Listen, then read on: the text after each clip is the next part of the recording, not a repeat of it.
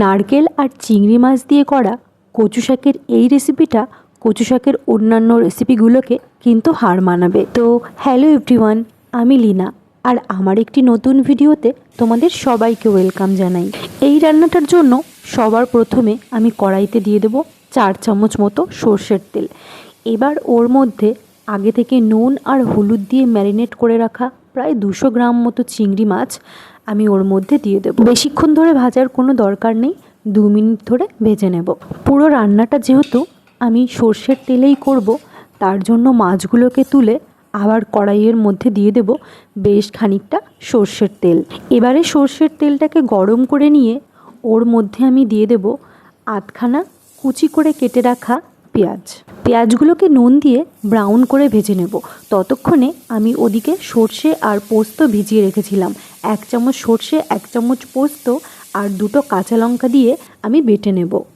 পেঁয়াজটা আমার ব্রাউন করে ভাজা হয়ে গেছে। এবার এর মধ্যে আমি এই বাটাটা মিশিয়ে দেব। পুরো মশলাটাকে বেশ ভালোভাবে মিশিয়ে কষিয়ে নেব যতক্ষণ না অবধি এটা থেকে তেল ছাড়ছে। এটা থেকে তেল ছেড়ে দিলে বুঝতে হবে যে আমার এই কষানোটা হয়ে গেছে। এবার এর মধ্যে আমি দিয়ে দেব নারকেল কোড়া। একটা বড় নারকেল থেকে আমি আধখানা নারকেল এখানে কোড়া করে নিয়েছি।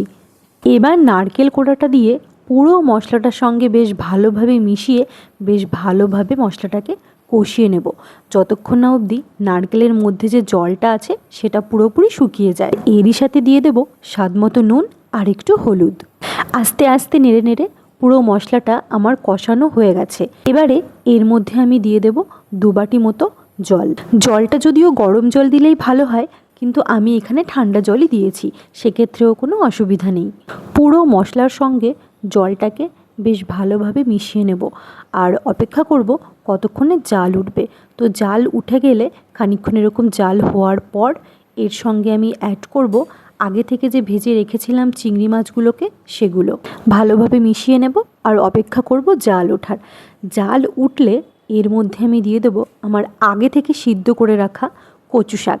এখানে কচু শাকগুলোকে আমি একটু নুন আর লেবুর রস দিয়ে সিদ্ধ করে নিয়েছি। লেবুর রস দেওয়ার ফলে কচু পাতা থেকে গলা ধরার কোনো সম্ভাবনা থাকে না। লেবুর রস আর নুন দিয়ে কচু পাতাগুলোকে যখন সিদ্ধ করবেন কখনোই কিন্তু ঢাকা দেবেন না। ঢাকা দিলে কচু পাতার যে সবুজ রঙটা সেটা কিন্তু নষ্ট হয়ে যাবে। এবারে পুরো জলটা শুকিয়ে এলে বুঝতে হবে আমার রান্নাটা প্রায় হয়ে গিয়েছে।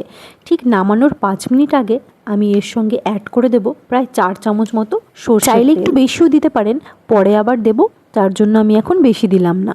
এর সাথে দিয়ে দেব গোটা কাঁচা লঙ্কা। আমি এখানে 2টো দিয়েছি, আপনারা চাইলে বেশিও দিতে পারেন। বেশ ভালোভাবে নেড়েচেড়ে আরও 2 মিনিট ফুটতে দিয়ে আমি এবার ওভেনটাকে বন্ধ করে দেব। দেখুন আমার রান্নাটা কিন্তু হয়ে গেছে। ওভেনটাকে বন্ধ করার পর নামানোর ঠিক আগে আমি কিন্তু এবার দিয়ে দেবো আরও বেশ খানিকটা সর্ষের তেল। এই কাঁচা সর্ষের তেলের ঝাঁঝটাই এভাবে রান্না করা কচু পাতার টেস্টটাকে আরও দ্বিগুণ করে দেয়। গরম গরম ভাতের সঙ্গে এটিকে পরিবেশন করুন।